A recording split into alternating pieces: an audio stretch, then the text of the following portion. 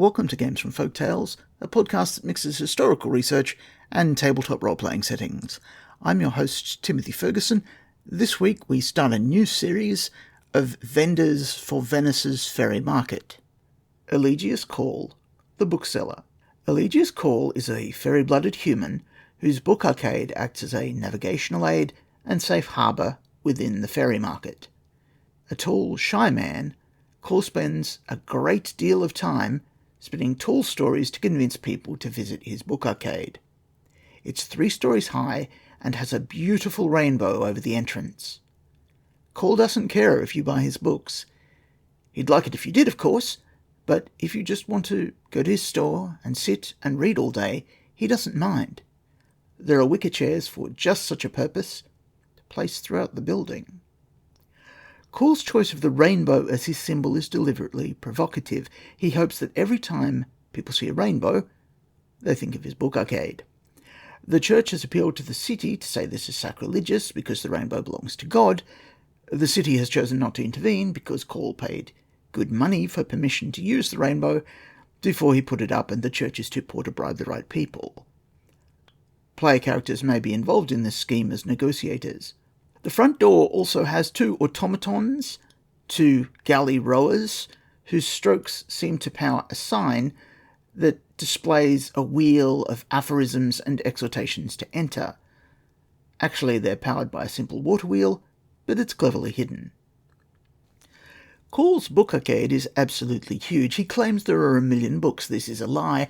It's a block wide and 3 stories high. The first story is new books, the second story used books, and the third story is filled with fascinating things. He hires musicians to play, singers to perform, and procures strange objects from distant ports to fascinate.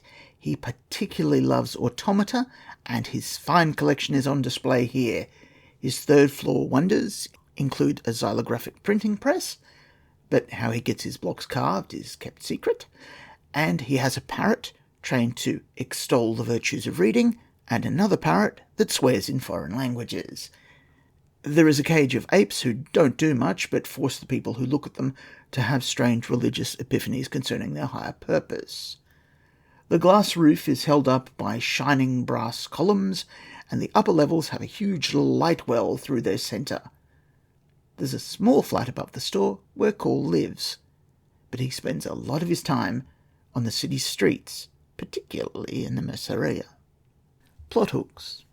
The garden. Somewhere in the building there's a garden where people can have ombra, the little drinks and snacks that Venetians so like.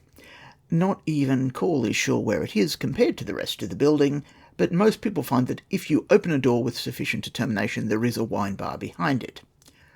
Call has ceased noticing that he does this sometimes, which makes following him through the building confusing, because he uses the garden as a shortcut between distant places.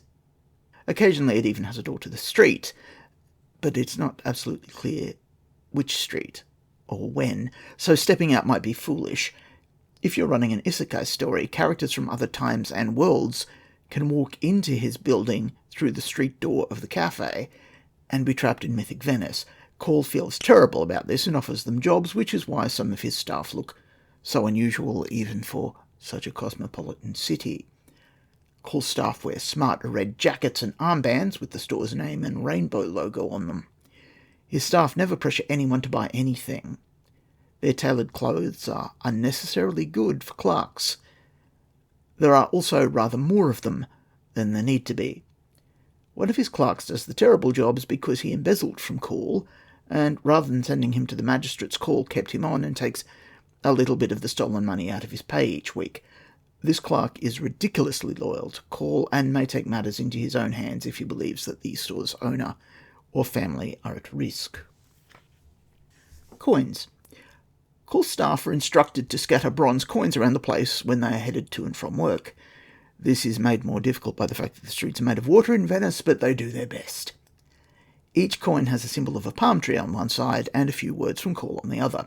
Some are aphorisms extolling Call's eccentric beliefs, like the equality of all peoples or the universal truth of all religions.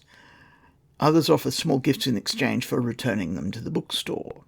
Some are used as entry tickets when the store has a rush on, Every so often, Call informs Venice that he has put something truly remarkable on one of his tokens, and then he hides the token in the city or the bookstore, or doesn't strike the token at all, and merrily watches people hunt for it. The prize does eventually get given away, but Call, like St. Nicholas, is not beyond throwing a coin through a needy person's window.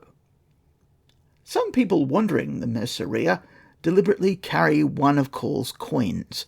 It's rumoured that provided you have one, you can't get properly lost, because his store peeks out at you from behind unexpected corners. Using a coin this way always seems to make it vanish, even if it isn't spent when you reach the book arcade. Flight. Call is fascinated by flight.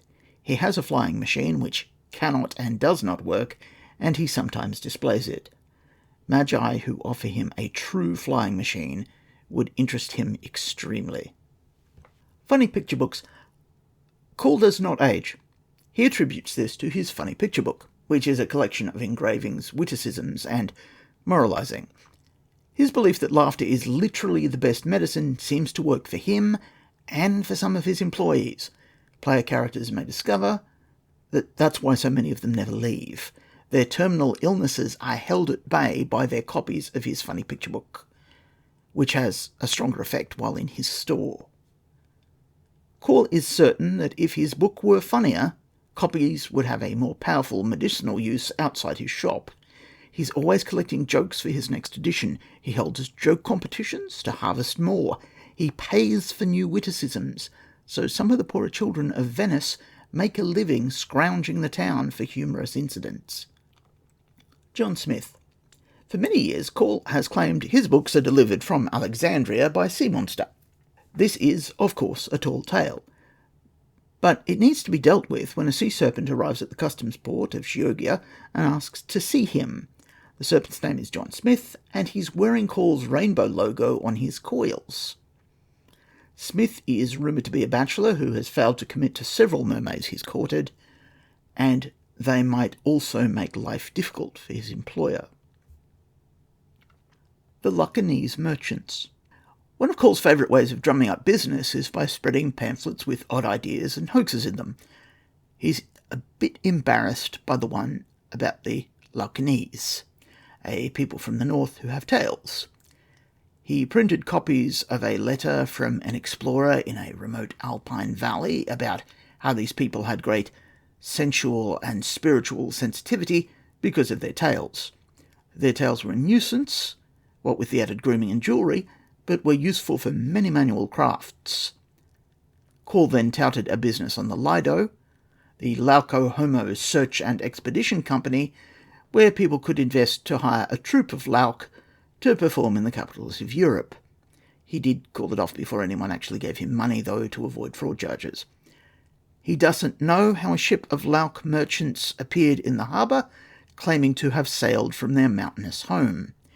He certainly knows that they don't exist because he made them up. Their name is his name, spelt backwards. What to do about them now that they're here is a difficult question. Has he a moral responsibility to them? Are they, in some moral sense, his children? Marriage. When Call decides to marry, he seeks a wife by posting out copies of a detailed letter discussing his personal failings and the virtues of the woman he'd like to be married to. During this time, many women come to his shop, and in the mistaken belief that his floor manager, Mr. Cuttlesworth, is Call, embarrass the poor fellow by getting him to reach for books in ways that make his arms and buttocks tense, allowing them to check out what they believe to be on offer. Call gets many humorous replies, including a notebook of noble ladies of negotiable virtue, which might be a story hook for blackmail. One reply, however, is serious. Call has trouble finding the lady because on the day she visits his store, he chickens out and hides in his flat. Eventually, she leaves him a note saying she'll be at the top of the street at noon in a hat with a rose, and they marry after having a walk in which they compare a series of what I, as an autistic person, feel are their neurodiverse traits. His wife absolutely loathes the idea of living in a palace and demands they keep the flat above the shop, even when their family grows quite large. In Venice, this may be because his wife is a fairy of the market, perhaps some new type derived from the Venetian fashion for women reading in the vernacular language. Time for a historical note. Call is based on a real person, Edward Cole, who had a book arcade in Melbourne at the turn of the 20th century. His funny picture books are real, but I'd like to note that some of the material in them is racist by modern standards, and a lot is simply not funny. Cole, as his biographers note, would be mortified to think that he caused offence by accident, as he wrote several books on the immorality of the White Australia policy and annoyed the church tremendously by suggesting that Jews, Christians, Muslims, Hindus, and followers of Shinto were all doing the same thing. I've called him Call because that's the Latin translation for his surname, Cole, and because he was born with a caul. This means that in Ars Magica terms he's not able to drown, which is more useful than usual in Venice. I did try to tie him in with cauliflowers and with the character of Aiken Drum, but I couldn't quite get any of that to fit. So if you'd like to give him green boots that are made to look like cabbages, I'd prefer it. Your saga may vary.